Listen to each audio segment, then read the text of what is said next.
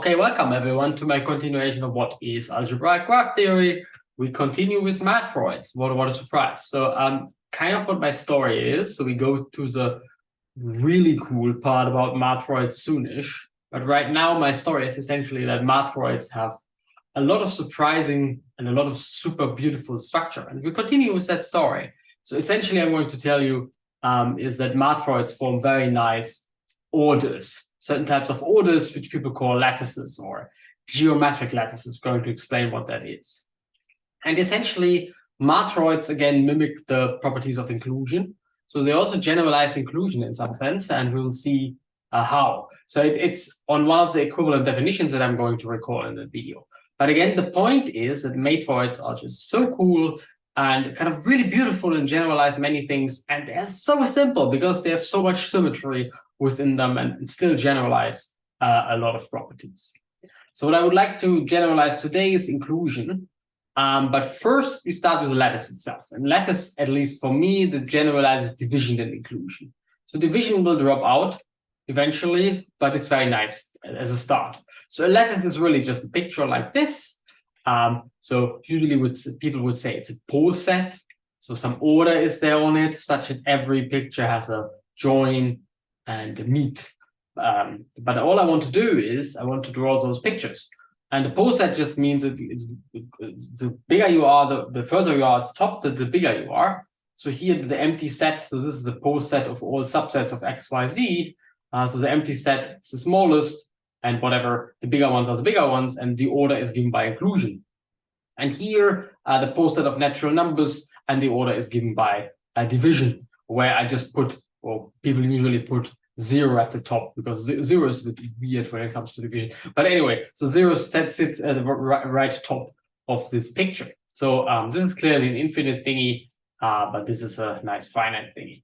And everything has a join and a meet. And really, it doesn't really matter what that is. It's a generalization of the lowest common multiple, which is really just a join. So those two elements are x and y. So the green ones are x and y in this definition down here.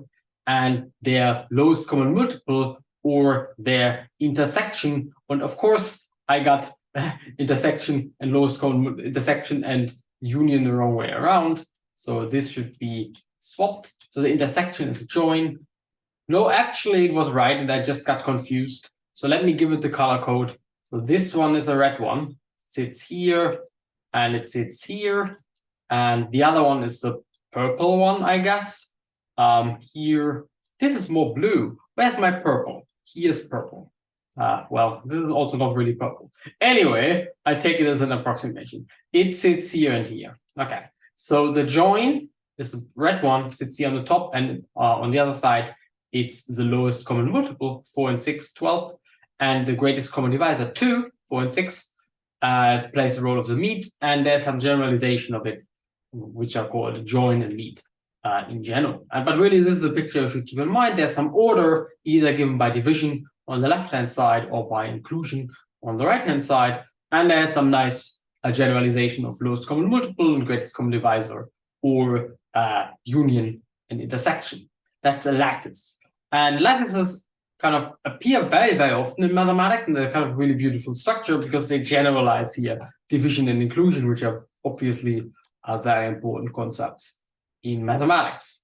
But we are not up for lattices, we are up for something even more special. So here comes again the story about matroids. So lattice, nice structure, but we're adding more and more structure that we want on a lattice, and it gets kind of unlikely that there will be something that satisfies that, but a matroid will satisfy all of them. It's just really ridiculous how much structure actually is hidden in a matroid.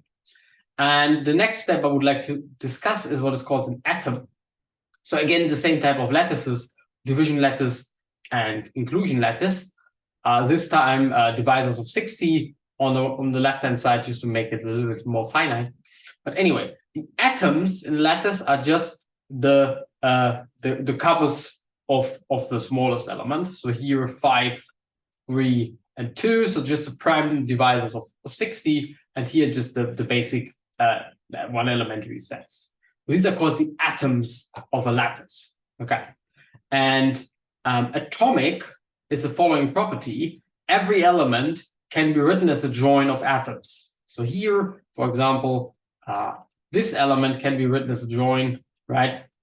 This element can be written as a join because you can say produce this element via a join and then this element via a join. This element can be written via a join and so on. So the lattice on the right-hand side is atomic. The lattice on the left-hand side is not. Why is that? Okay, we have 5 and 3 are atoms, so we can generate 15, we can generate 10, and we can generate 6, but we cannot generate 4. So we can't generate the prime power 4. Having 10 and 6, for example, we can generate 30, that's fine, but we can't generate 20, because this one here is, so this one is missing, and so this one is missing, and so on. So the lattice on the left-hand side is not atomic. So atomic is a property, this is really rare. You should think of this as being a really rare property. So division lattices are almost never atomic, but inclusion lattices are almost atomic. So we're really generalizing inclusion here. So again, spoiler, spoiler, a matroid lattice will be atomic, which is kind of a really rare property. It's not expected to be true. And there's one more thing we need, even one more property that is satisfied. It's almost again satisfied in no lattice. But here's another one. We can define a rank of an element as just being, this is a bad color in this case, maybe green, just being the length of a saturated chain. And the saturated chain is essentially something minimal. So you don't want to do something like silly like this. So that's bad, but you rather go straight from cover to cover, right? From cover to cover to cover to cover. And the Young lattice, for example, for the Young lattice, the rank function is just the number of boxes. And here it would be the number of elements, for example. So in general, you can think of this rank function on a lattice. And again, there will be a property which is essentially never satisfied, but for matroids it is. So here's the statement. Matroids form a very small, rare, and beautiful set of lattices. Namely, they form a geometric lattice. The geometrical means it's a lattice, okay, fine. It's atomic, and the rank function satisfies well. If you think of this, let's go back to the first slide. This is like the union, and this is like intersection. So if you think of this as a union and intersection, then this formula might look familiar, right? The number of elements, in the terms of number of elements. So that's the generalization here. And we want all of these to be satisfied, and they are satisfied by the flats of a matroid. And as a reminder, the flats of a matroid are defined by the theorem or by an equivalent definition, remind to cryptomorphisms. So, okay, the whole base set itself is a flat. And then if you have two flats, then the intersection is a flat. And you have this funny property, which I'm going to explain on the next slide. Okay, so if you have a flat and another set of flats that cover my given flat, then you can form a partition of the whole space. And the example is in all linear monoids, the flats are exactly the subspaces. So here, for example, this one, the linear subspaces. So here, this one would, for example, say if you have a hyperplane intersected with a line, you still get something of the same type. In this case, a line. And this case thing says that the whole space itself is a form of a hyperplane, and of course it is. So it's really, this is generalizing the subspace idea. It holds in an arbitrary monoid, a matroid, even in like the more graph theoretical ones, which is kind of fun. But here the flats, you should really think of them as kind of a sequence of like lines, lines, planes, hyperplanes, and whatever. And that's exactly what they are. And now let's have a look at the final thing. So here is the picture of axiom F3. And essentially, it's just saying the following. Given a line in R3, right? So here a line. Given a line in R3, everything here is three-dimensional. The plane that contains this line partitions the rest of R3. So here, there are infinitely many such planes. It's a bit of a pain to illustrate them, and it doesn't quite fit to this one because you would have an infinite number of them. But let's just go for it. So all those planes, yeah, the planes, I mispronounced it before, not the plane, but the planes that cover the line, like in this little picture, they will partition the space, right? There are infinitely many of them, and they will partition the space. And this is just a finite version of that axiom. So here's my line. So this is my line, and here are my planes that cover my line. they partition the space. And this is where the final axiom comes from. I hope that makes some sense. So flats generalize linear subspaces in a not quite obvious way, but they do. And the point of this video was to explain that flats actually form a very nice geometric structure, namely a geometric lattice, which for the kind of subspace picture is kind of obvious in some sense.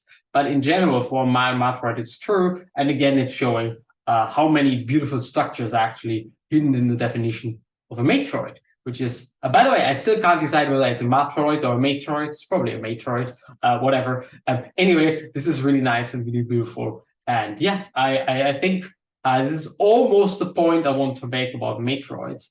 Next time, we will come to what I really think is the point about matroids. So here, what we have seen is they have so much beautiful structure, and this is kind of also a point why matroids are fantastic.